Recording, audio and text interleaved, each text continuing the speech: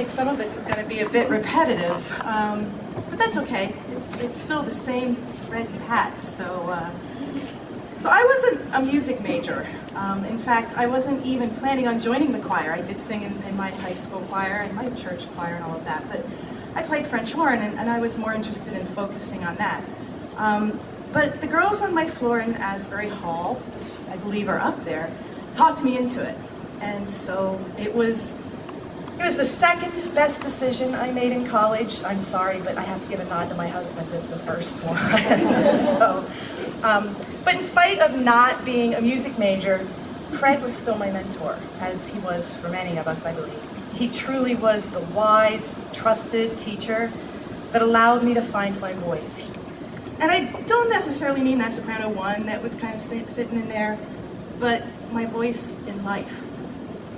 Fred's subtle inspiration taught all of us to quickly learn maturity so that we could handle those, well, I have hours upon hours time on the bus here, but I believe what Cindy, you said 2,700 hours of bus per year? Fred has the stat chart. Okay, I think it was 2,700 hours of bus on the bus. Yeah, you see Hoover, James Williams there with one of the very first Walkmans, I believe, that was out.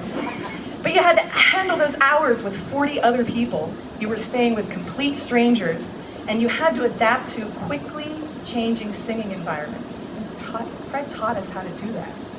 We learned how to navigate Spain when our touring company had completely abandoned us, and we made the absolute best of it.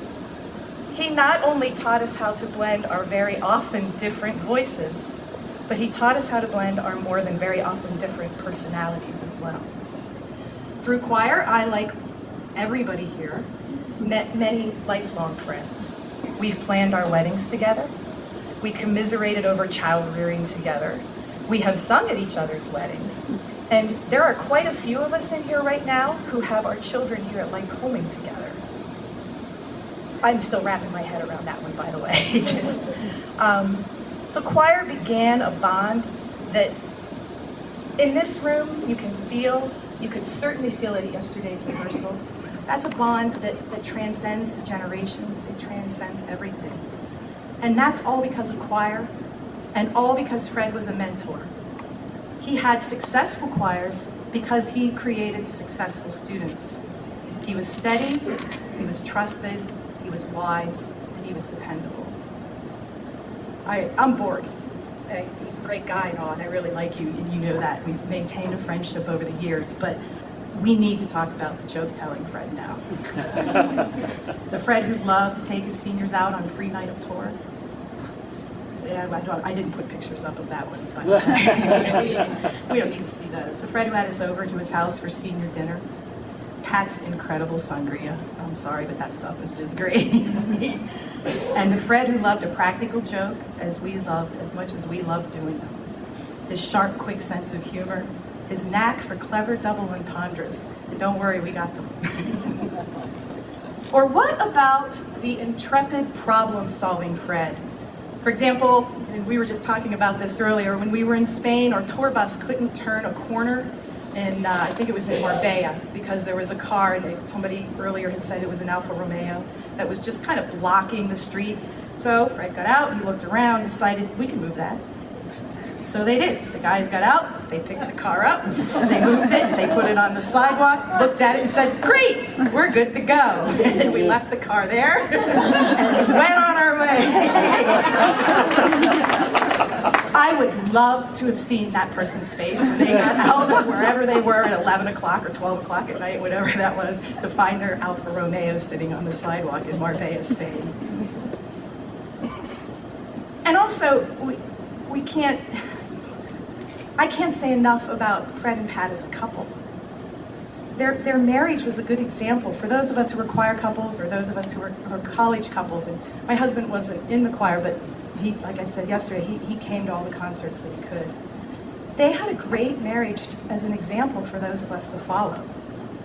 Pat, your patience with our touring, when you came with us and sometimes when you didn't, your patience was legion. It was amazing. And a fabulous musician in her right, she supported Fred and all of us every step of the way. And Fred, you showed such adoration and show such adoration for Pat.